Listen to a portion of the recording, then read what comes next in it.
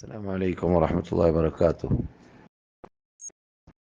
സാധാരണ മൈലാഞ്ചി അതിൻ്റെ വൃക്ഷത്തിൽ നിന്നിട്ട് ഇല പറിച്ചെടുത്ത് അതിനെ പൊടിച്ചിട്ടോ അല്ലെങ്കിൽ അതിനെ മിനുസം വരുത്തിയിട്ടോ ഉപയോഗിക്കലാണ് മൈലാഞ്ചി.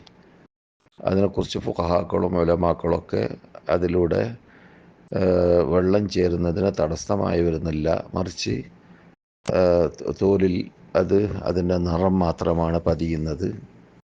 അതേ വിധി തന്നെയാണോ കെമിക്കൽ ഉപയോഗിച്ചുകൊണ്ട് ഇപ്പോൾ പുറത്തിറങ്ങുന്നതായ മൈലാഞ്ചി എന്നതാണ് ചോദ്യം.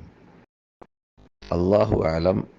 അതിൻ്റെ സ്പെഷ്യലിസ്റ്റിനോട്, അതിനെക്കുറിച്ച് വിവരമുള്ളവരോട് ചോദിക്കേണ്ടി വരും. അത് കെമിക്കൽ ഉപയോഗിച്ച് കഴിഞ്ഞാൽ വെള്ളം തടയപ്പെടുമെന്ന് അതിനെക്കുറിച്ചുള്ള വിദഗ്ധന്മാർ പറയുന്നുണ്ടെങ്കിൽ വെള്ളം തടയുക എന്നത് സംഭവിക്കുകയാണെങ്കിൽ wudu സഹിയാകുന്നതല്ല. അതുപോലെ തന്നെ കുളിയും സഹിയാകുന്നതല്ല, നിർബന്ധമായ കുളിയും സഹിയാകുന്നതല്ല. അപ്പോൾ സാധാരണ ഹെന്ന എന്ന പേരിൽ അറബിയിൽ പറയുന്നതായ മൈലാഞ്ചി, അതിനെ നാം അരച്ചിട്ടോ അല്ലെങ്കിൽ അതിനെ പൊടിച്ചിട്ടോ അതിനെ നാം ഉപയോഗിക്കുകയാണെങ്കിൽ അതിലൂടെ കളറ് മാത്രമാണ് നമ്മുടെ ശരീരത്തിൽ, കയ്യിലോ കാലിലോ പതിയുന്നത്. ആ കളറിലൂടെ എന്ത് സംഭവിക്കുന്നില്ല? വെള്ളം തടയപ്പെടുന്നില്ല എന്നതാണ് ഫുഖഹാക്കൾ പണ്ട് തന്നെ നമുക്ക് പഠിപ്പിച്ചത്, നമ്മുടെ ഉലമാക്കളും ഫുഖഹാക്കളും.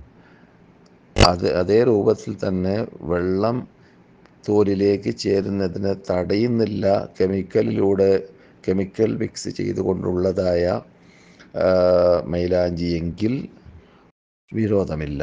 ഇനി അതിലൂടെ വെള്ളം ചേരുന്നതിനെ തടയുമെന്ന് അതിൻ്റെ വിദഗ്ധന്മാർ പറയുകയാണെങ്കിൽ അത് ഒഴിവാക്കേണ്ടി വരും. അങ്ങനെയുള്ളവരോട് ചോദിച്ചറിഞ്ഞ് മനസ്സിലാക്കലാണ് ഈ വിഷയത്തിൽ ഉത്തമമായ രീതി എന്നാണ് ഞാൻ നമ്മുടെ സഹോദരൻ ചോദ്യവക്താവിനോട് ഉപദേശിക്കാനുള്ളത്. അല്ലാഹു സുബ്ഹാനഹു വ തആല നമുക്ക് നാം ചെയ്യുന്ന അമലുകളിലൊക്കെ സൂക്ഷ്മത പാലിച്ചുകൊണ്ട് അള്ളാഹുവിനെ ഭയപ്പെട്ടുകൊണ്ട് നാം അള്ളാഹുവിനെ ആരാധിക്കുന്നവരിൽ നാം എല്ലാവരെയും അള്ളാഹു ഉൾക്കൊള്ളിക്കുമാറാകട്ടെ. അസ്സലാമു അലൈക്കും വറഹ്മത്തുള്ളാഹി വബറകാതുഹു.